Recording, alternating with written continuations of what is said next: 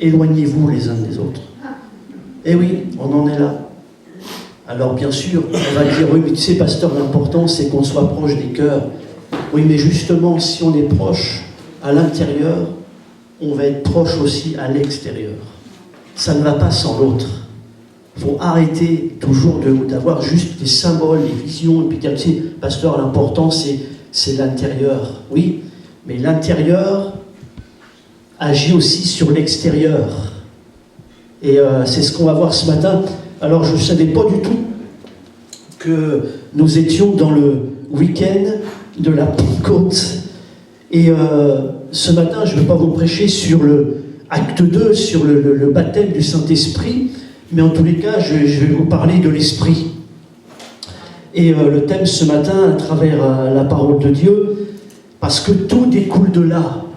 La différence entre nous qui croyons en Jésus, qui l'avons reçu comme notre Sauveur, notre Seigneur, et le commun des mortels, c'est que, premièrement, nous vivons à travers la vie de Dieu en nous.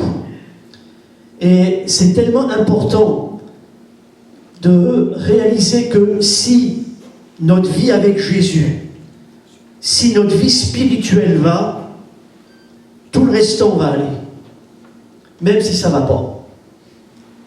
Si notre vie spirituelle, notre communion avec Jésus, notre relation avec lui, notre relation avec la parole de Dieu, avec l'esprit vivant que Dieu met en nous va, alors le restant va aller.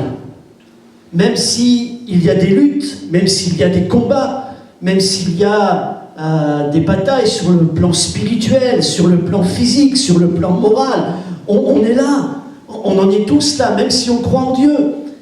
Mais l'important, c'est que la vie que Dieu met à l'intérieur de nous, que cette vie-là l'emporte sur la vie extérieure. C'est que la vie intérieure, notre être intérieur, domine sur la vie extérieure. Et par l'Esprit de Dieu, Dieu nous anime. Et il veut que nous ne soyons pas prisonniers par l'être extérieur, que nous ne soyons pas prisonniers par le corps, mais que le corps spirituel ait autorité sur le corps naturel. Amen. Que l'Esprit de Dieu ait autorité sur nos pensées humaines, que ce soit les pensées de Dieu qui aient autorité. Nous ne voulons pas, et Dieu ne veut pas que nous soyons esclaves de nos pensées humaines, esclaves de notre corps naturel. Mais Dieu veut que par son esprit, l'esprit ait autorité sur nos pensées naturelles, sur tout ce qui touche à notre corps extérieur, que la vie intérieure l'emporte. Amen. Alors le thème de ce matin, premièrement, c'est comment se porte ta vie spirituelle. Au-delà de nos corps extérieurs, vous savez, aujourd'hui, il y a toutes sortes d'affaires pour essayer de se rajeunir un peu. Mais vous pouvez acheter toutes les crèmes que vous voulez. Aujourd'hui, on est dans la mode de la chirurgie esthétique. On est dans les injections de Biotox. Vous savez, là, pour... Mais vous savez, vous pouvez faire toutes les injections de Biotox que vous voulez. Le temps qui est passé, c'est le temps qui est passé. Amen. Et l'âge que vous avez, c'est l'âge que vous avez. Même si, extérieurement, on dit, waouh, parfois je dis à pasteur Luc, waouh, tu fais pas l'âge que tu as. Et merci Seigneur, c'est les uns les autres, on essaie de soigner notre extérieur. Et puis la Bible nous dit de prendre soin de notre corps extérieur. On doit y faire attention. Mais ça, c'est le monde visible, c'est l'extérieur. Mais si à combien plus forte raison, ce matin, nous nous sommes lavés, si nous nous sommes... Enfin, pour ma part, en tous les cas, si je me suis rasé, si... Et Dieu nous dit, mais prenez... Parce qu'on est le temple du Saint-Esprit. Donc, on doit faire attention à notre corps. Mais on doit faire aussi attention à notre corps intérieur. Et la Bible dit, on va le voir tout à l'heure, mais il dit, mais si notre corps extérieur se détériore, il n'y a rien à faire. Même si vous dites, au nom de Jésus, je veux que mon corps ne se détériore pas, il se détériore. Puis qu'on le veuille ou pas, on a l'âge que l'on a. Et on ne peut pas revenir en arrière. Mais 2 Corinthiens 4 nous le dit, mais même si notre corps extérieur se détruit, notre être intérieur Lui, il se renouvelle de jour en jour. Par quoi? Par l'Esprit du Seigneur. Ça veut dire que même sur le plan physique, mon corps peut vieillir, mon corps peut se détériorer, je peux peut-être avoir de l'arthrose, des rhumatismes. Mais au-delà de ça, mon corps intérieur se renouvelle jour après jour. Mon corps, même si mon corps extérieur va de moins en moins bien, si j'ai de plus en plus de mal à bouger, vous savez, je réalise aujourd'hui que je ne cours plus de la même manière. Avant, je courais et je faisais des courses et le but, c'était d'aller le plus vite possible. Aujourd'hui, à mon âge, j'aime courir, mais je n'ai plus la même vision des choses. C'est-à-dire qu'aujourd'hui, je ne cours pas pour aller le plus vite possible, mais je cours pour aller le plus loin possible. Et c'est aussi un défi. Et aujourd'hui, je ne suis pas là à essayer de battre des records de vitesse, mais aujourd'hui, je veux, et je me fixe un objectif, et l'important pour moi, même si je ne vais pas vite, mais de toucher l'objectif que je me suis donné. Et je crois qu'au niveau spirituel, on doit se fixer des objectifs. Et peu importe la vitesse, l'important c'est de toucher l'objectif. Est-ce que nous sommes conscients ce matin qu'il y a des objectifs de la part de Dieu pour chacun de nous? Et si nous sommes vivants encore sur cette terre, même si notre corps a du mal à se bouger sur le plan spirituel, à travers la vie de l'esprit, je suis appelé à aller de mieux en mieux. Oui, même à 50 ans, même à 60 ans, même à 70 ans, même à 80 ans, tu es appelé dans le domaine de l'esprit à aller de mieux en mieux. Amen. Et aussi à toucher des objectifs. Serions fous ce matin d'être là, quevillons derrière nos écrans et de penser que nous sommes là juste pour occuper la terre. Nous ne sommes pas là juste pour occuper la terre. Nous sommes là aujourd'hui encore comme des objectifs de Dieu, remplis de la vie de l'esprit pour accomplir les désirs de l'esprit. Et même si mon corps extérieur a du mal, gloire à Dieu, à travers la vie de l'esprit que Dieu me communique, la vie de l'esprit a autorité, et même avec mes rhumatismes, même avec mon arthrose, même si je ne suis pas plus capable de courir le 100 mètres à toute vitesse, gloire à Dieu, je peux atteindre les objectifs de Dieu par la puissance du Saint-Esprit. Amen. Alors la question ce matin, et on prie pour ça, et je crois à la guérison divine, parce que j'ai déjà vu, j'ai vécu, et je crois encore aujourd'hui à la guérison des corps. Mais je crois aussi à la guérison des cœurs. Amen. Et ce matin, je dis gloire à Dieu parce qu'on prie lorsque quelqu'un est malade, quelle que soit sa maladie, on prie. Et gloire à Dieu parce que Dieu est toujours le Dieu qui guérit les corps malades. Jésus guérit les corps malades. Et il guérit les corps intérieurs malades. J'oserais dire les cœurs malades. Et ce matin, gloire à Dieu de ce que, en tous les cas, au-delà de nos corps physiques, je ne sais pas il y a un plan de Dieu pour chacun de nous, mais je vous le souhaite les uns les autres, que votre corps extérieur se porte bien, mais j'ai envie de vous dire aussi pour moi-même, que notre corps intérieur se porte bien. Amen. Parce que notre corps se détruit. Mais notre corps intérieur doit aller de mieux en mieux. Et si le corps spirituel va, tout le reste va aller. Pourquoi? Parce que mon espérance est en Dieu. Je m'attends à la grâce de Dieu. Alors tu peux cliquer, j'ai choisi ce matin, à travers ce texte d'Ézéchiel, ce texte extraordinaire, où on voit qu'il va y avoir un miracle remarquable.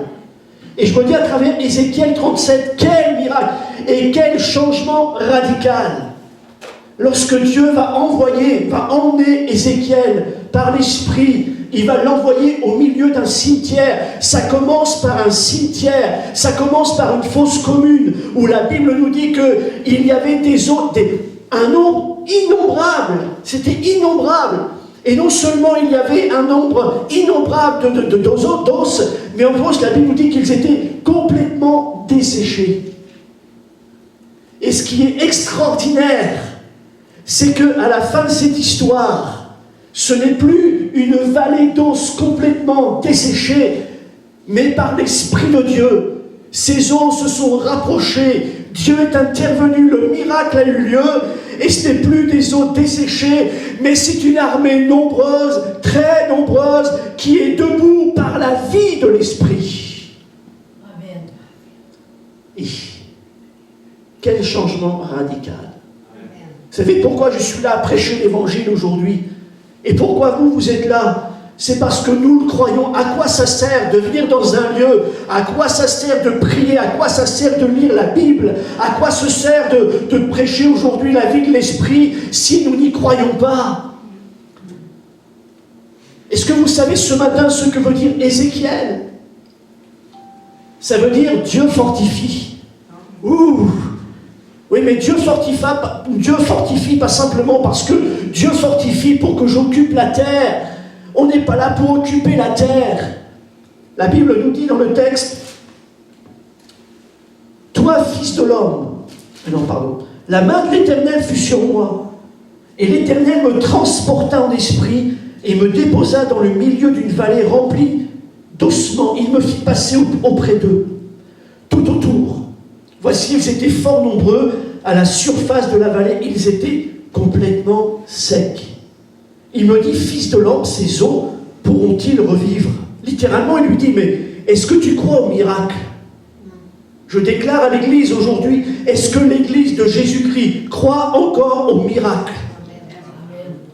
Parce que Ézéchiel lui dit, oh ben, toi seul le sais, Seigneur. Tu se mouille pas, le gars.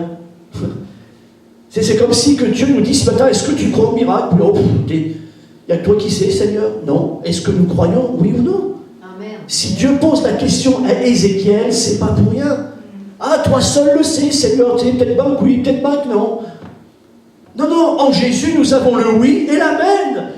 Est-ce que l'Église de Jésus-Christ croit aujourd'hui encore que Dieu est le Dieu des miracles, il est le Dieu des prodiges, il est le Dieu de la guérison, il est capable de faire, à travers des eaux desséchées, de faire de ces eaux une armée nombreuse, très nombreuse, qui est puissante, non pas parce qu'elle est nombreuse, mais elle est puissante à cause de la vie de l'Esprit qui l'anime. Amen. Parce que ça voudrait dire ce matin, mais on n'a aucune chance, nous. Je ne sais pas combien nous sommes ce matin derrière nos écrans, mais c'est tellement rien. Mais est-ce que nous nous rendons compte que Dieu est capable de faire de l'Église de Sainte-Terre une armée puissante, une armée conquérante par la vie de l'Esprit qui l'anime? Ce n'est pas une question de nombre, c'est une question de la vie de l'Esprit et de la puissance de l'Esprit en nous et au milieu de nous. Alléluia! C'est pas une question, c'est pasteur, on n'est pas beaucoup, on ne peut pas faire grand-chose. Si, on peut faire beaucoup à travers la vie de l'Esprit. Amen. À travers la puissance de l'Esprit en nous. Mais qu'est-ce qui se passe? Qu'est-ce qui se passe dans le corps de Christ aujourd'hui? Je ne parle pas de l'Église de Sainte-Terre, je parle de l'Église en général. Est-ce que nous croyons encore? J'ai soif de cela, ça brûle en moi. Lorsque Paul parlait aux Corinthiens, il leur disait, vous savez, lorsque je suis venu vers vous, je ne suis pas venu avec les discours persuasifs de la sagesse, mais je suis venu vers vous avec une démonstration d'esprit et de puissance. Afin que votre foi soit fondée justement sur une démonstration d'esprit et de puissance. Alléluia. Et moi je crois, j'ai soif qu'à travers nos vies, que ce soit moi qui prêche, que ce soit Luc qui prêche ou qui fasse la louange, que ce soit vous qui témoignez, que ce soit vous qui, peu importe ce que Dieu vous appelle à être et à faire, mais qu'à travers vous, vous soyez vous-même une démonstration d'esprit et de puissance. Amen. Et peu importe ce que vous dites, peu importe ce que vous faites, mais que la foi de ceux que vous côtoyez, que vous voyez, auxquels vous parlez, que ces gens-là soient touchés, que leur foi soit basée sur une démonstration d'esprit et de puissance. Parlez tout à l'heure d'être persuadé de ce qu'on raconte, ben oui. Est-ce qu'on est conscient ce matin que pour être convaincant, il faut être convaincu? Pour être convaincant, il faut être convaincu. Sinon, ça ne va pas aller bien haut, ce qu'on va raconter. Mais si je suis convaincu de ce qu'est Dieu, si je suis convaincu de ce qu'est la parole de Dieu, si je suis convaincu de ce qui est la vie de l'esprit, mais je vais être convaincant, alléluia, il y a un feu, il y a une puissance, il y a la vie de l'esprit, ça va se sentir, ça va se voir. Un homme de Dieu remarquable disait quelque chose et ça m'a percuté, je vis avec ça. Il dit, vous savez, lorsque vous prêchez, il parlait au prédicateur, et il disait, mais vous savez, lorsque vous prêchez l'évangile, obligatoirement, ça doit produire un effet. Il dit, où les gens se convertissent, où les gens se sauvent. Mais il dit, posez-vous une question lorsque vous prêchez l'évangile et que finalement les gens sont là, ils ne prennent pas décision, ils repartent comme ils sont venus. Et là, il parlait aux prédicateurs, il parlait aux hommes, aux femmes de Dieu, et il disait, mais réfléchissez. Qu'est-ce qui fait que les gens ne vont pas réagir? L'évangile, ça doit faire réagir. Amen. La puissance de Dieu, ça doit faire réagir. Regardez Jésus, au temps de Jésus. La Bible nous dit que tous ceux qui croyaient en lui, venaient à lui, touchaient Jésus, ils étaient transformés, guéris, bénis. Et puis il y avait la réaction des autres, des pharisiens. Eux, ils cherchaient à le faire mourir. Je ne sais pas si c'est prophétique, je ne sais pas ce qui m'attend. Mais je dis, c'est ça, Pasteur Luc, dans la nuit de vendredi à samedi, je ne vous dirai pas qui et comment. Mais je sais une chose, c'est que j'ai fait des cauchemars terribles. C'est comme si que... c'était un combat spirituel.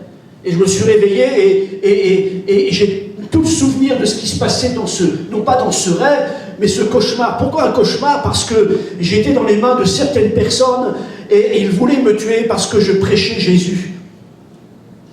Et ils me voyaient comme un ennemi, ils me voyaient comme quelqu'un qui les persécutait. Et voilà, quoi, j'étais dans leurs mains. Et le but, c'était qu'à un moment donné, l'homme descend, je le vois descendre d'un escalier, il a plein de sang qui coule de ses mains, et puis il avait un couteau, et puis à la bande qui était là, il disait, on va s'occuper de lui.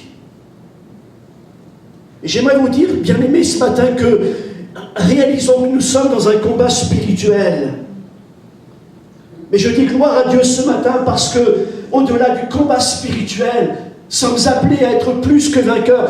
Et j'aimerais vous dire que l'Église de Sainte-Terre, remplie du Saint-Esprit, elle doit faire peur aux ténèbres. L'Église de Jésus-Christ, elle doit faire peur aux œuvres du diable. L'Église de Jésus-Christ doit faire peur au diable. Amen. La parole de Dieu, la puissance du Saint-Esprit, nous sommes là, l'Église de Jésus-Christ sur terre, pour repousser l'œuvre de l'ennemi.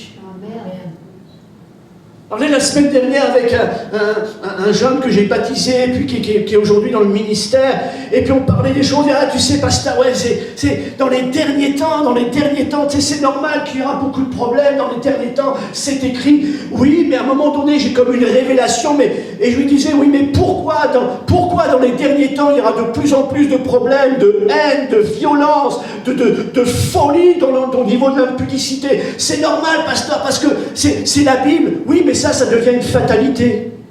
Et puis quelque part, nous, on se dit, mais finalement, pasteur, c'est normal, c'est écrit dans la Bible. Et je lui ai dit non. Non pas que c'est pas écrit dans la Bible, mais pourquoi dans les derniers temps, il va se passer tout ça? Parce que dans les derniers temps, l'Église va prier de moins en moins.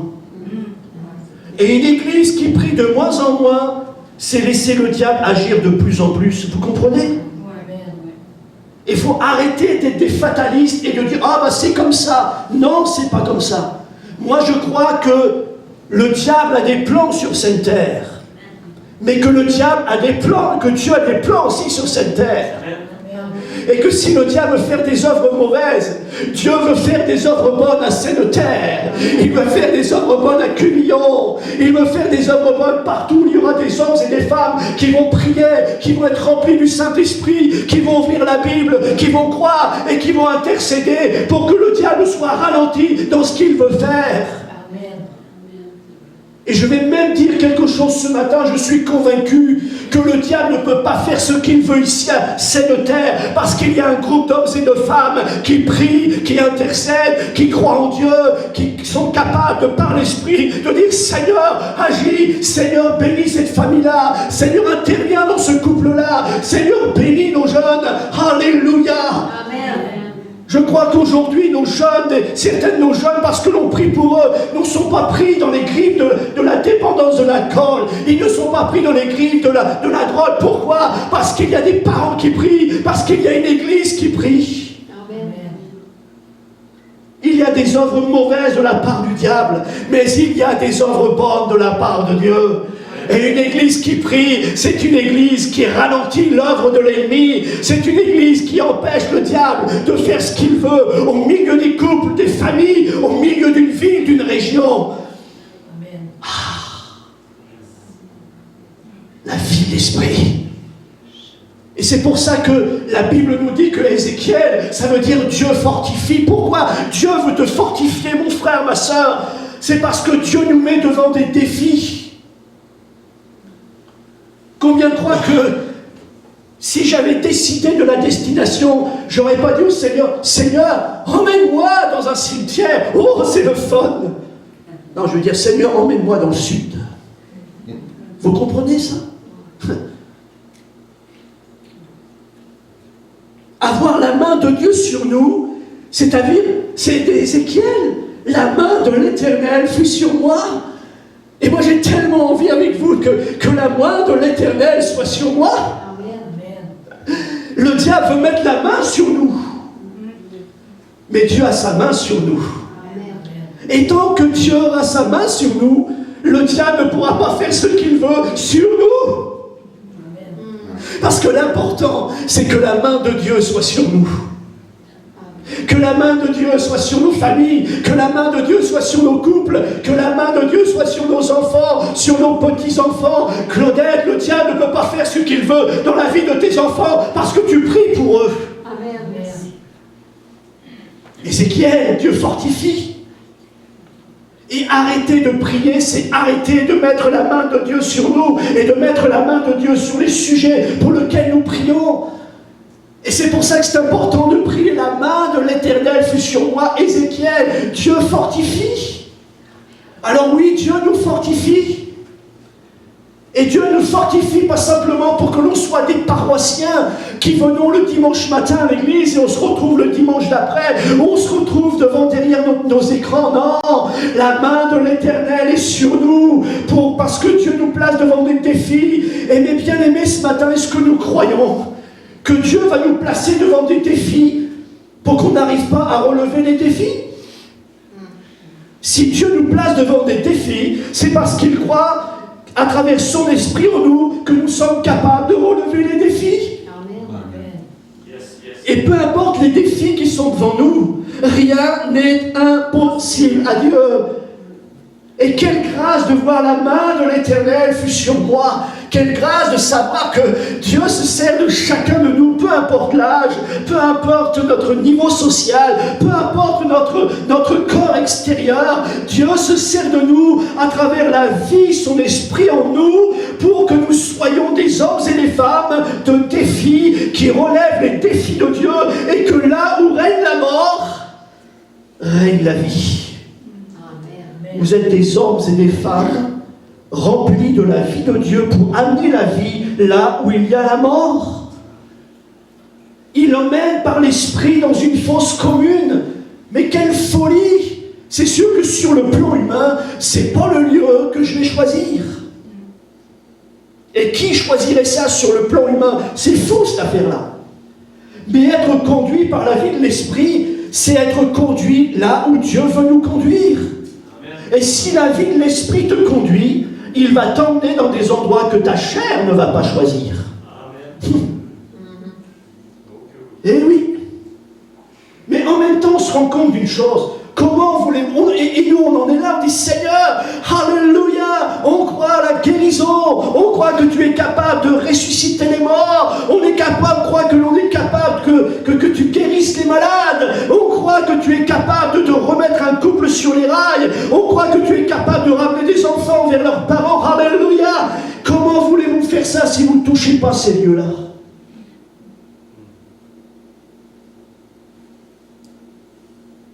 Comment voulez-vous que la mort soit changée en vie si vous n'êtes pas dans des endroits de mort?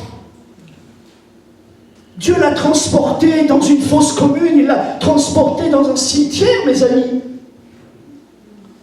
Il ne l'a pas transporté au bord de la mer dans le sud. Il ne l'a pas mis dans un yacht en train de pêcher le poisson tranquillement. Il l'a emmené là où il y avait besoin. Il l'a emmené dans un endroit terrible, catastrophique, un endroit de mort. Et s'il l'emmène là, c'est parce que rempli de la vie de l'Esprit, il sait que son homme de Dieu, son prophète rempli de la vie de l'Esprit, va faire quelque chose. Mais pourquoi il lui donne cette vision? Parce que c'est le temps d'Ézéchiel, mais c'est le temps d'Israël, Ézéchiel. Et qu'est-ce que c'est que ce temps-là d'Ézéchiel? C'est le contemporain de Daniel, c'est le contemporain de Jérémie. Le prophète Jérémie, c'est quoi cette époque-là? C'est le temps où Israël est déporté à Babylone. C'est le temps de Nebuchadnezzar. C'est le temps... Pourquoi Israël en est arrivé là? Parce que déjà en ce temps-là, Israël vit dans l'apostasie. Israël n'a plus foi en Dieu. Vous comprenez tout ce qui se passe? Et à travers, c'est la dernière partie, à partir du chapitre 30 jusqu'au dernier 48, c'est la dernière partie prophétique. Et là, à travers cette partie-là, Dieu regarde Israël, Dieu voit l'état d'Israël.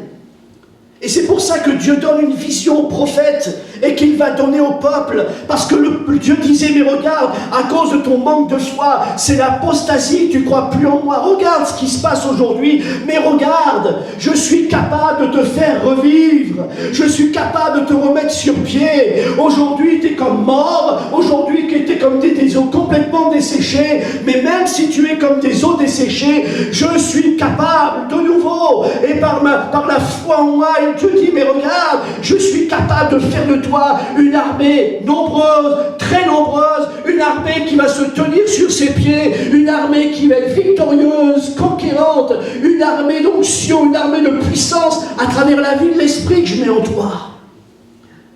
Et moi, je le crois plus que jamais. Aujourd'hui, soyons honnêtes, nous sommes dans des temps compliqués, nous sommes dans des temps de confusion, nous sommes dans des temps où les gens sont pessimistes. Nous sommes dans un temps peut-être où les gens, peut-être, sont de plus en plus croyants vers une spiritualité tordue. Mais combien aujourd'hui sont des disciples de Jésus-Christ? Ça, c'est une autre affaire.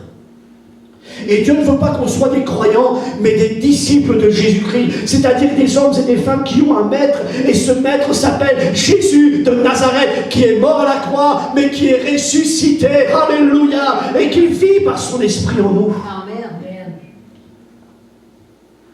Il emmène là, au milieu de cette fosse commune, devant un défi. Oui, il y a des défis. Mais gloire à Dieu, si Dieu nous emmène devant des défis, c'est qu'il est capable de mettre en nous la vie de l'esprit, la foi en lui, pour que les défis soient relevés et que la mort soit changée en bien. Je ne vais pas vous poser de questions et me répondre personnellement les uns les autres, mais je suis convaincu que sur chacun de nous, il y a des défis à relever. Luc, tu as des défis. Roland, tu as des défis. André, tu as des défis. Claudette, tu as des défis. Sylvie, Roger, vous avez des défis à relever. Nous avons tous des défis personnels à relever. Par la puissance du Saint-Esprit. Par la foi en la parole de Dieu. Nous avons des défis à relever. Et j'aimerais tellement que vous soyez imprégnés de cette vision de victoire de Dieu. Peu importe si aujourd'hui ta vision elle est comme desséchée parce que tu as prié puis tu as l'impression que ça s'empire ou que rien ne se passe dans ton couple avec la vie de tes enfants. C'est comme des eaux, pasteur, c'est comme des eaux desséchées. Sa vie, son couple, c'est comme une des eaux desséchées. Mais Dieu te dit ce matin, il y a un défi. C'est que par ta vie de prière, par l'onction que Dieu met sur toi, par la foi en la parole de Dieu, les défis peuvent être relevés. Et là où c'est desséché, dans la vie de ton fils, dans la vie de ta fille, dans le couple, au nom de Jésus de Nazareth, ces eaux peuvent revivre. Ces eaux peuvent revivre. Parce que Dieu est un Dieu de vie. Ézéchiel, Dieu fortifie. Bien-aimés, c'est pas à nous de choisir l'endroit, c'est pas à nous de choisir les destinations, parce que notre chair, notre corps, va dire, oh, je veux certainement pas aller là. Mais si Dieu me transporte dans des lieux compliqués, difficiles, là où règne la mort, si Dieu te transporte au milieu d'os complètement desséchés, c'est pas pour rien, c'est parce qu'il veut y ramener la vie. Amen. Il veut y ramener la vie. Et regardez ce que Dieu dit un peu plus loin, il va dire, mais vous saurez que moi, l'Éternel, j'ai parlé et j'ai agi. Parce que lorsque tu parles, c'est pas simplement pour faire des beaux discours, lorsque tu parles, c'est pour agir. Et comment voulons-nous aujourd'hui que Dieu agisse si nous ne mettons pas en pratique la parole de Dieu? Si nous mettons la Bible de côté, Dieu parle à travers sa parole pour l'accomplir. Comment je peux voir Dieu accomplir si je ne laisse plus Dieu parler? Dieu dit, j'ai parlé, c'est pourquoi j'ai agi. Et moi je dis gloire à Dieu. Parce qu'au-delà de toutes les circonstances, de tout ce qui voudrait nous emprisonner, on sait une chose ce matin, c'est que la parole de Dieu a le dernier mot. Dieu parle pourquoi? Il parle pour agir. Il parle pour bénir. Il me déposa au milieu d'une vallée remplie d'os. Et regardez, il y a un constat. Est-ce que tu peux passer le diapo? Il y a un constat. Il dit, mais qu'est-ce que tu vois? Qu'est-ce qui se passe? Il me fit passer auprès d'eux tout autour. Ils étaient fort nombreux à la surface de la vallée. Ils étaient complètement secs. Il y a un constat. Il y a un constat.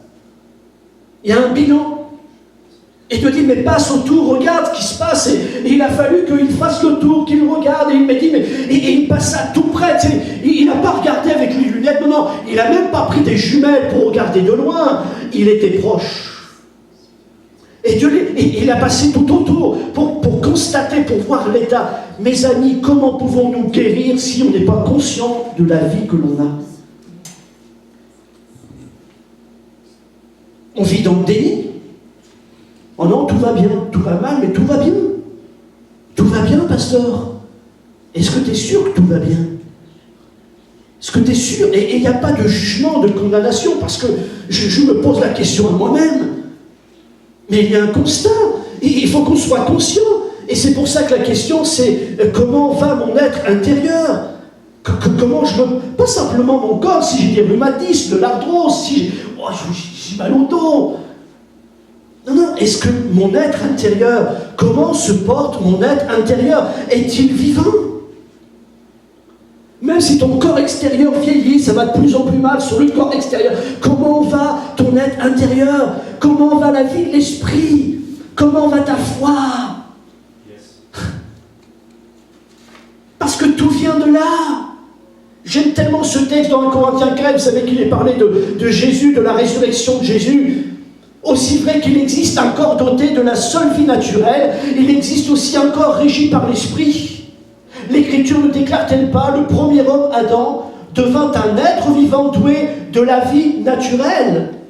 Mais il dit aussi le dernier Adam, et là il parle de Jésus, est devenu lui un être qui, animé par l'esprit, communique la vie. Vous savez, lorsque vous faites attention, la parole de Dieu, c'est extraordinaire. Et il nous est dit dans Genèse chapitre 2, verset 23, Dieu vient de donner Ève. Et là, Adam va regarder Ève, et regardez ce qu'il dit. Voici celle qui est os de mes os et chair de ma chair. Et là, il y a un ordre. Pourquoi? Parce que le mot os, en hébreu, se dit substance.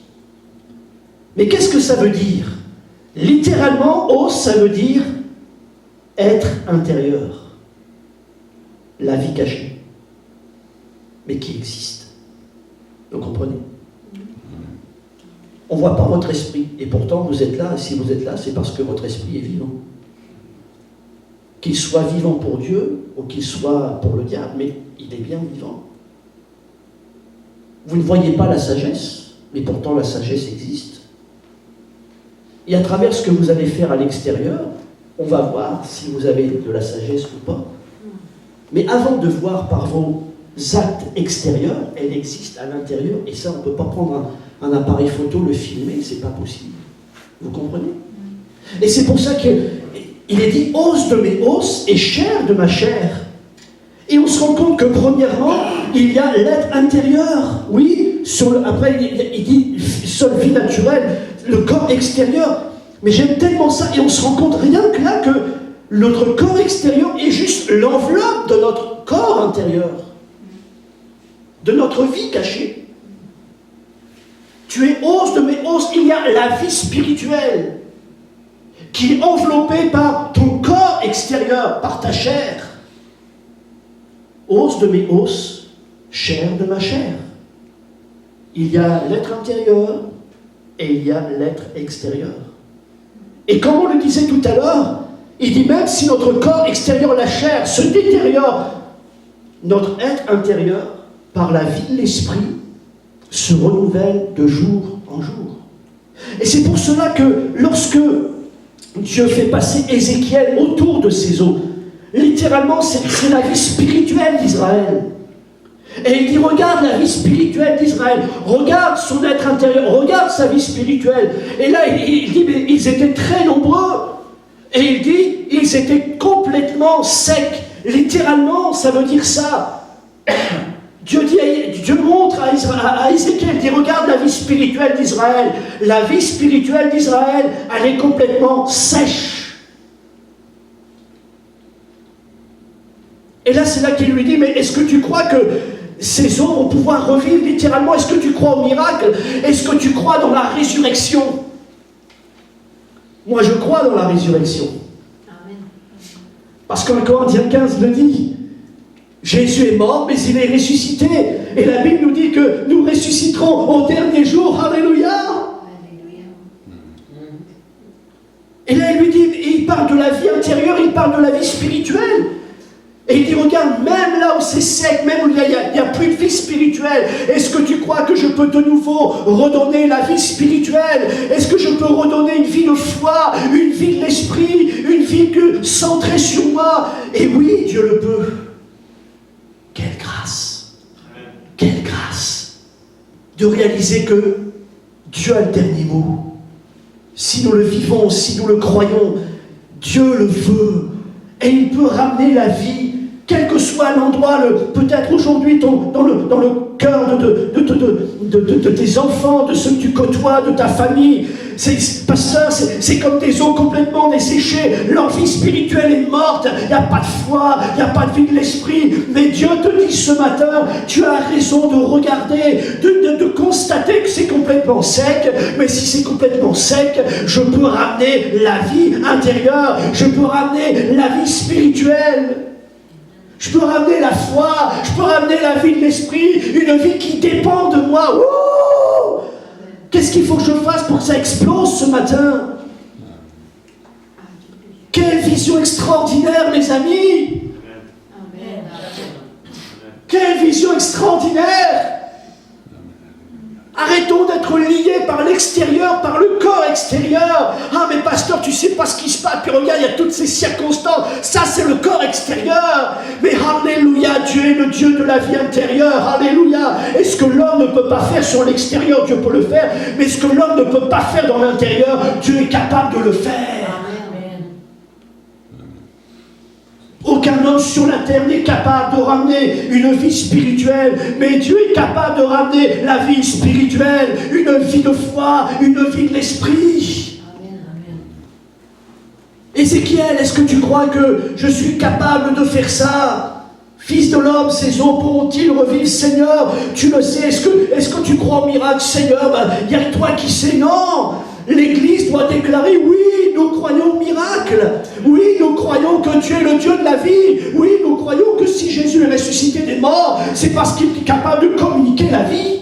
Amen. Et c'est pour ça que ce texte nous dit que Jésus n'est pas simplement la vie. Une autre version dit, il est un esprit vivifiant. Ça veut dire quoi, un esprit vivifiant? C'est que si Jésus est vivant, c'est qu'il veut communiquer la vie. Pas simplement être vivant, mais communiquer cette vie-là. Et vous et moi, l'Église de Jésus-Christ doit être remplie de cette vie-là. Regardez ce qu'il dit. Je prêche plein de choses que je n'ai pas prévues. Il me dit, prophétise sur ces eaux. Donc, prophétise sur cette vie intérieure, sur cette vie spirituelle qui est complètement desséchée. Et il dit, ossements desséchés. Regardez ce qu'il dit. Et il prophétise sur ces eaux. Et ce n'est pas Ézéchiel qui dit ce qu'il a envie de dire. Dieu dit à Ézéchiel, voilà ce que tu vas dire. Oh, quelle vie conduite par l'Esprit. Vous n'avez pas envie de ça? Vous êtes devant quelqu'un, l'Esprit vous communique sa pensée, l'Esprit vous communique ce que vous devez dire, l'Esprit vous communique ce que vous devez faire, alléluia. C'est pas vous, c'est pas le corps extérieur qui dit tiens, ça serait bien si je faisais ci, ça serait bien si je faisais ça, c'est pas un mal. Mais lorsque l'Esprit de Dieu vous saisit et que vous déclarez ce que l'Esprit vous dit de dire, oh, c'est ça la vie de l'Esprit. Et ce qui me fortifie ce matin, c'est que vous n'avez pas besoin d'avoir un quotient intellectuel humain extraordinaire. Vous avez juste besoin d'être en communion avec Dieu, dans la communion, dans la connexion du Saint-Esprit, connexion avec la parole de Dieu par la foi. Alléluia. Et que l'on ait 15 ans, 20 ans, que l'on ait 80 ans, Dieu communique sa vie. Amen. Il communique sa pensée. Ézéchiel, voilà ce que tu vas dire. Moi, j'ai tellement envie de ça qu'il y ait une révélation spirituelle. Église de Sainte-Terre, voilà ma pensée, voilà ma direction. Pasteur Luc, voilà ma direction. Voilà ce que je veux que tu dises, voilà ce que je veux que tu fasses. Amen. Claudette, voilà ce que je veux que tu dises, voilà ce que je veux que tu fasses. La vie de l'Esprit. Amen. Ézéchiel prophétise. Et il dit, parle à ces eaux desséchées. Et regardez ce qu'il dit. Parle à ces eaux desséchées, et il dit, écoutez la parole de l'Éternel. Écoutez la parole de l'Éternel. Pourquoi? Parce que c'est la vie intérieure, mes amis. C'est pas le corps extérieur.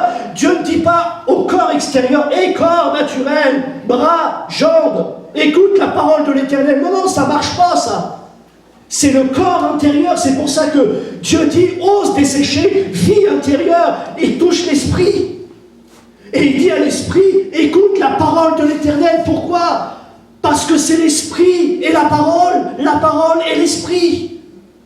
Et lorsque Dieu même veut toucher mon corps extérieur, t'as mal à la jambe, je donne un exemple, t'as mal à la jambe, Dieu veut guérir ta jambe malade. Dieu ne va pas dire, jambe, écoute-moi, mais Dieu va parler à notre esprit. Et par la foi, vous allez dire, au nom de Jésus, je crois, Seigneur, que tu peux guérir ma jambe, alléluia. Et la jambe peut être guérie. Pourquoi? Ça vient de l'intérieur.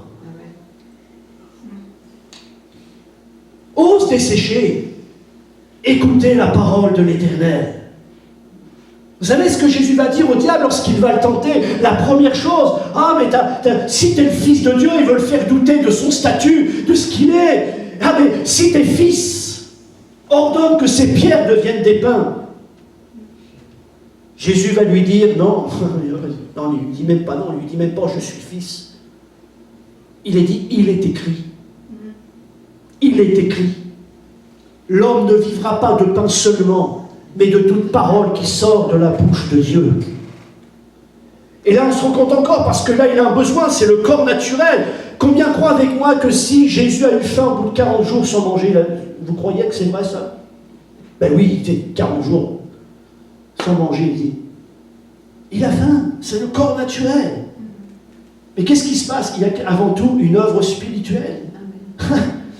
Et quel que soit ce que l'on a besoin à l'extérieur, ça passe par l'intérieur, ça passe par notre foi, ça passe par la foi dans la parole de Dieu. Ça passe par l'action. J'aimerais vous dire ce matin que si la foi n'est juste une question de parler, alors ça devient juste une question de croyance. La foi, c'est pas juste parler. La foi, c'est l'action. Et c'est là que ça devient la foi. Mais si pour vous la foi c'est simplement parler, alors c'est juste une croyance. Mais nous ne sommes pas dans la croyance, nous sommes dans la foi active, dans l'audace de la foi. Ose dessécher, écoutez la parole de l'Éternel. Et moi j'ai envie de vous dire ce matin, et ça m'excite moi-même, et même si je suis le seul à exciter, c'est pas grave, au moins je serai le seul à exciter. Mais j'ai envie de dire à mon esprit, être intérieur, écoute la parole de l'Éternel, écoute la parole de l'Éternel, écoute la parole de l'Éternel. Et si on était saisi par l'Esprit, de dire ce matin, quels que soient les défis que vous avez relevés, quels que soient les eaux desséchées que vous connaissez personnellement ou autour de vous, Esprit, écoute la parole de l'Éternel. Parce que c'est la parole de l'Éternel qui agit à l'intérieur. Alléluia. Et lorsque la parole de Dieu agit dans mon être intérieur, l'extérieur obéit. Amen. Ça, c'est bien. L'extérieur obéit. Et c'est pour ça que Dieu ne dit pas, non, mais déjà, il n'y a pas de chair, il n'y a pas de muscle, il n'y a rien. C'est la vie intérieure, premièrement, c'est la vie intérieure qui est desséchée. C'est la vie intérieure qui a besoin de reprendre vie. Parle. Écoute la parole de l'Éternel. J'ai envie de vous dire ça, écoute la parole de l'Éternel. Et que l'on puisse se faire violence, esprit, être intérieur, écoute la parole de l'Éternel. C'est elle qui va ramener la vie, c'est elle qui va te ramener ton espérance en Dieu, c'est elle qui va te saisir afin que ta foi soit fondée sur la parole de Dieu. Non, l'homme ne vivra pas de pain seulement, mais de toute parole qui sort de la bouche de Dieu. C'est-à-dire qu'il est en train de dire, l'homme ne vivra pas simplement du pain naturel, de tout ce qui est extérieur, mais il va vivre par la foi en son Dieu. Oui, nous sommes sur terre, oui, nous avons des besoins, oui, nous avons un corps naturel, mais j'ai tellement envie d'être saisi par la vie de l'Esprit, afin que ce ne soit pas le corps naturel qui emprisonne la vie intérieure, mais que la vie intérieure ait autorité et qu'elle domine sur le corps extérieur. Lorsque ça ne va pas, lorsque vous êtes en difficulté, lorsque vous êtes contrarié, lorsque vous êtes dans le doute, j'ai envie de vous dire, ayez ce réflexe. Ne vous laissez pas saisir, emprisonner, ne vous laissez pas être lié par vos pensées humaines, par votre corps extérieur, par les circonstances extérieures, mais soyez saisis par l'Esprit et dites, Esprit, être intérieur, écoute la parole de l'Éternel. Amen. Amen. Pasteur, cette semaine, j'ai une mauvaise nouvelle. Esprit, écoute la parole de l'Éternel. Pasteur, on m'a diagnostiqué tel problème dans mon corps. Esprit, écoute la parole de l'Éternel. Il y a telle difficulté, écoute la parole de l'Éternel. Esprit, à l'intérieur, là, écoute la parole de l'Éternel. Notre corps naturel peut se détériorer, mais notre corps intérieur est renouvelé de jour en jour par l'Esprit du Seigneur. Homme de Dieu, fils de l'homme, ces os pourront-ils revivre? L'être intérieur peut-il revivre? Je ne sais, oui, nous le croyons, parce que Dieu parle, alors Dieu agit. Il est le Dieu qui relève les défis. Je ne vais pas faire tout mon sujet. Il est trop tard. Quand je reviendrai, tu me raviteras. Je veux juste peut-être vous faire saliver, mais la première chose qui se passe, c'est que, vous savez, dans l'être, les eaux, la Bible nous dit que la première chose qui s'est passée, c'est que les eaux se sont rapprochées. Donc ils étaient dispersés. Et la première chose que je fais, c'est de ramener les uns avec les autres. Ça nous parle d'unité. Et donc on reste toujours avec les eaux, la vie intérieure. Et ça veut bien dire aujourd'hui qu'on est dans cette confusion aujourd'hui au niveau de la société. C'est qu'on se rend compte à travers, on a dit que le troisième millénaire serait spirituel, et il est spirituel. Malheureusement, nous, quand on parle du spirituel, on parle que de Dieu, de Jésus, de wouh. Non. Pour le monde, pour la société qui ne croit pas en Dieu, le monde spirituel, c'est tout un mélange de spiritualité. Dans le bon comme dans le mauvais. Dans les croyances, dans les religions, peu importe. Aujourd'hui, on en revient à Babel, où tout le monde dit, mais voilà, on va ouvrir la porte du ciel. C'est nous qui allons ouvrir les cieux. Parce que c'est ça, Babel. C'est la porte des cieux, mais en même temps, ça veut dire confusion. Et les hommes sont là, et on veut construire quelque chose pour toucher le ciel. Et ils vont dire, faisons-nous un nom. Et aujourd'hui, on en est là, on veut rassembler les religions, on a tous le même Dieu, et l'important, c'est qu'on se fasse un nom. Non. C'est pas ça. La Bible, Dieu nous dit que Dieu nous a donné un nom. C'est le nom de Jésus, et c'est lui qui nous ouvre le ciel. Amen. On n'a pas besoin de se rassembler à travers des religions. Non, non, non. On a un nom, c'est le nom de Jésus de Nazareth. C'est lui qui est mort à la croix et qui nous a ouvert le ciel. Et je l'entends dire ce qu'il a dit à Nathanaël. Vous verrez désormais le ciel ouvert. Et vous verrez là les anges de Dieu monter et descendre sur le Fils de l'homme. Alléluia. Dieu nous a donné un nom. Il y a un seul nom qui nous a été donné pour que nous soyons sauvés. C'est le nom de Jésus de Nazareth. Il est mort pour nos péchés. Il est ressuscité. Alléluia. Et il vit en nous par son esprit. Être intérieur, la première chose, c'est l'unité. Et c'est pourquoi? Parce que la Bible, je vous en parlerai la prochaine fois, mais il y a une unité de foi. Dieu ne veut pas simplement qu'on soit une unité, mais qu'on soit d'accord sur la même base biblique. C'est ça qui fait la différence. Il parle de l'unité de la foi. Mais j'aimerais vous faire, pour terminer là, j'aimerais vous faire remarquer quelque chose. C'est terrible hein, au départ. Une vallée d'os complètement desséchée. C'est terrible. C'est mort. Dieu l'emmène là. Il lui dit, est-ce que tu crois que... Je ne sais. Dieu dit maintenant, tu vas faire ce que je te dis de faire. Et c'est la vie de l'esprit à travers son obéissance à la voix de Dieu. Et c'est par la foi à l'obéissance à la parole de Dieu que Ézéchiel va faire ce que Dieu lui dit de faire. Qu'est-ce qui se passe à la fin? C'est que les eaux deviennent une armée.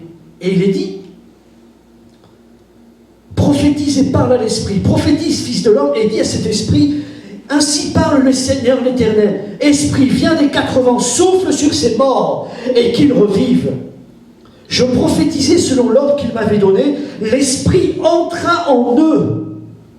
Ils reprirent vie, et là, ils se tinrent sur leurs pieds. C'était une armée nombreuse, très nombreuse. Et là, il dit, fils de l'homme, ces eaux, donc cet être intérieur, cette vie spirituelle, c'est toute la maison d'Israël. Wow.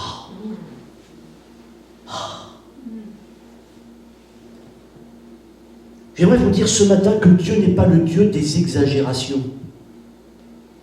Ah, t'exagères, pasteur. Non, non, non, non. Non, non, j'exagère pas. Et Dieu n'est pas le Dieu des exagérations. Parce que exagérer, ça veut dire, oh, c'est arrivé là, là, puis lui dit que c'est arrivé là, là. Ça veut dire qu'il en dit plus que la réalité. J'aimerais vous dire ce matin que Dieu n'est pas le Dieu de l'exagération. Si Dieu dit, je suis capable de faire ça, il le fait. Amen. Et la Bible nous dit, regarde, maison d'Israël. Tu vois ce qui s'est passé, Ézéchiel? Il dit, parmi tous ces eaux innombrables, il n'y a pas quelques eaux là qui sont passées à la trappe.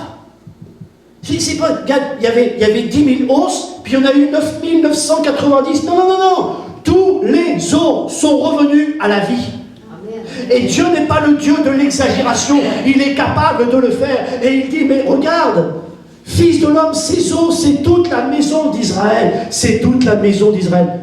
Regardez, une armée s'est levée. Combien ils étaient pour faire revivre cette armée-là? Combien il y avait de pasteurs? Combien il y avait de chrétiens dans le texte? Il y en avait combien? Redis-le. Un homme. Un homme. Mes amis, un homme. Un homme saisi par l'Esprit, obéissant à la vie de l'Esprit, a remis toute une armée qui était complètement morte sur pied. Un homme. Un homme. Toute une armée remise sur pied avec un homme. Est-ce que vous vous rendez compte ce matin, qui que vous soyez ici ou derrière vos écrans, ce que Dieu est capable de faire avec vous si vous êtes conduit par l'Esprit? Ce n'est pas une question de nombre, c'est une question d'être connecté avec l'Esprit de Dieu et d'être obéissant avec l'Esprit de Dieu. Un homme a une autorité sur une vallée d'os desséchés. Un homme a une autorité sur des eaux qui étaient complètement secs. Un homme a eu le dernier mot parce qu'il a été obéissant à la parole de Dieu. Il a fait ce que Dieu lui disait de faire. Il a dit ce que Dieu lui disait de faire. Mais mes amis, ce matin, est-ce que nous croyons que la Bible est vraie? Est-ce que nous croyons que Dieu nous a donné cette parole? Est-ce que Dieu nous a permis de connaître cette histoire juste pour dire « Wow, c'est tellement beau, c'est tellement remarquable, gloire à Dieu, c'est fantastique ce que Dieu faisait hier !» Mais moi, ça me pousse, ça veut dire que quoi? Ça veut dire que Dieu nous parle et que Dieu nous dit « Mais regarde, ce que j'ai fait hier, je peux le faire aujourd'hui, je peux le faire demain, et que si j'ai agi à travers un homme hier, je peux agir avec toi, je peux agir avec toi, je peux agir avec toi. Et si je t'emmène dans une vallée d'os desséchée, c'est pas pour que tu deviennes toi-même desséché, mais c'est que parce qu'à travers la vie que je mets en toi, tu vas communiquer la vie, tu vas influencer la vie. Alléluia, les eaux vont reprendre vie. Amen. Un homme, Sylvie. Un homme. Pas tous les grands prédicateurs de la terre, pas toutes les grosses églises du Québec et du Canada et des États-Unis. Et gloire à Dieu pour l'œuvre de Dieu, pour les églises, gloire à Dieu pour le corps de Christ. Mais tout ça pourquoi? Parce que ça passe pas par une collectivité premièrement, mais ça passe par des hommes et des femmes qui croient, qui prient, qui s'attendent à la grâce de Dieu, qui crient vers Dieu, qui lèvent les bras vers Dieu et qui disent « Seigneur, que ta main soit sur moi, Seigneur, fortifie-moi ». Pourquoi? Parce qu'il y a des défis. Et par la vie de l'Esprit, les défis sont relevés. Acte 2.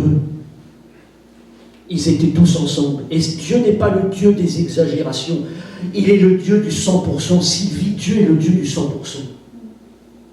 Roger, Dieu est le Dieu du 100%. Pasteur Luc, Dieu est le Dieu du 100%. La Bible nous dit qu'ils étaient 120 dans la chambre haute. Vous savez combien ont été baptisés du Saint-Esprit? 100%. 100%, mes amis.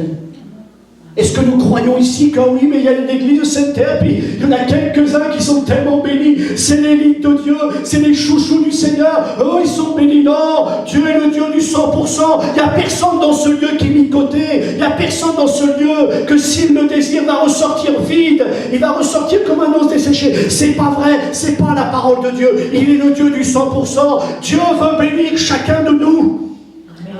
Il veut sauver, il veut remplir du Saint-Esprit chacun de nous. C'est du 100%, alléluia. Vie d'esprit. Tout à coup, il vint du ciel. Vous croyez au tout à coup, vous? Amen. Moi, j'y crois. Pasteur Luc, les tout à coup de Dieu.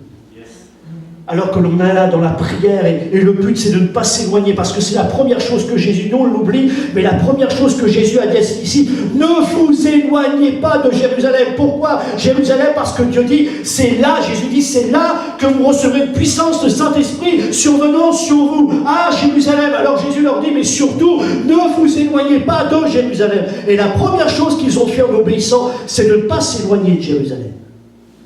Et ça, il ne faut pas l'oublier. Et on ne doit pas s'éloigner des principes bibliques. C'est ça qui va faire que Dieu va déverser. Et pendant qu'ils étaient là, pendant qu'ils s'attendaient à la grâce de Dieu, à voir la promesse, tout à coup,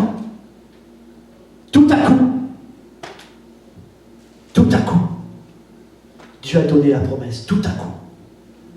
Moi je crois au tout à coup de Dieu. Attends-toi au tout à coup de Dieu. Ici, dans ta maison, dans ta voiture, à ton travail. Mais quelqu'un qui vit par l'esprit, c'est quelqu'un qui s'attend au tout à coup de Dieu. On est là dans la foi, dans la vie de l'esprit, on s'attend parce qu'on croit à Dieu, on croit à sa grâce, on croit en ses promesses. Il est le Dieu de la vie, il est le Dieu de l'esprit, il nous communique sa vie, son esprit. Tout à coup. Oui. Alors que peut-être on s'y attend de moins en moins. On a l'impression que les problèmes se grossissent tout à coup. Parce que la Bible nous dit que Dieu fait toutes choses belles en son temps. Est-ce que je peux encore vous dire ce matin que Dieu est rarement en avance, mais qu'il n'est jamais en retard? Amen. Dieu est rarement en avance, mais Dieu n'est jamais en retard. Il sait, il connaît, et il vient intervenir au moment où il faut intervenir. Ils étaient là, ils attendaient, et tout à coup, l'Esprit a été déversé. J'aimerais vous dire ce matin, non, j'aimerais pas vous dire, je vous dis ce matin, à travers la parole de Dieu, qu'est-ce que l'on peut dire encore aujourd'hui? La vie de Pentecôte, c'est quoi? On est une église de Pentecôte. Mais c'est quoi une église de Pentecôte? C'est une église qui vit de l'Esprit. Amen. Qu'est-ce qui reste de la Pentecôte aujourd'hui? La pente ou la côte? La pente ou la côte? Et même si parfois il y a des pentes, on est toujours appelé à aller plus loin. Et si parfois il y a des pentes, c'est pour nous emmener encore plus haut. Mais c'est quoi une église de Pentecôte? C'est une église qui est animée par la vie de l'Esprit. C'est une église qui est conduite par l'Esprit de Dieu. Une église qui est obéissante à ce que Dieu veut. La main de l'Éternel fut sur moi et il me transporta en esprit. Et oui, c'est être transporté dans une vision de Dieu, dans des objectifs de Dieu, à faire ce que Dieu veut que l'on fasse, dire ce que Dieu veut que l'on dise. Mais c'est ça la vie de l'Esprit. Et peut-être, oui, notre corps ne va pas choisir d'aller dans ces endroits-là, mais Dieu sait pourquoi il nous y emmène. Et j'aimerais vous dire ce matin, mais quels que soient les gens que vous côtoyez ou devant lesquels Dieu va vous mettre, et peut-être compliqué, difficile, mais c'est pas pour rien. Pourquoi? Parce que vous êtes des hommes et des femmes qui croyaient en Dieu, qui avaient la foi, qui croyaient dans la vie de l'Esprit, dans la communication du Saint-Esprit, dans le baptême du Saint-Esprit. C'est pas pour rien, c'est pour avoir le dernier mot sur la mort. Amen. Sur la mort. Parle à ces hommes, parle. Ose être intérieur. Écoute la parole de l'Éternel. Amen. Amen. Et j'ai envie de vous dire ce matin, puisses-tu dire ça à ton esprit. Esprit, écoute la parole de l'Éternel. On peut prier ensemble? On se lève? On prie ensemble? Seigneur, je te bénis. Je te remercie pour le fait d'être ensemble ce matin. Je te remercie pour le fait de pouvoir être ensemble pour vivre la vie de l'Esprit. Cette vie que tu nous communiques jour après jour, mais quel bonheur lorsque finalement on peut être ensemble. Et finalement je réalise ce matin, c'est comme cette vie de l'Esprit, c'est comme ce feu que tu as allumé, et à travers les uns et les autres, à travers nos vies, à travers ceux qui ont pu être là, mais les autres derrière leur écran, Seigneur, c'est comme si on vient mettre notre vie, notre bûche de bois pour que le feu soit encore plus grand, plus intense, qu'il dégage encore plus de chaleur, qu'il dégage encore plus de lumière. Seigneur, pour ma part personnelle devant le peuple, je veux déclarer, Seigneur, je ne veux pas me satisfaire de la vie, de l'Esprit que tu m'as donné, j'en veux plus. Plus de la vie de l'Esprit, plus de la conduite du Saint-Esprit. Seigneur, je veux faire ce que tu veux que je fasse, dire ce que tu veux que je dise. Seigneur, je ne veux pas être dirigé moi-même dans les endroits où aller. Je veux que tu me conduises par ton Esprit dans les endroits où je dois aller.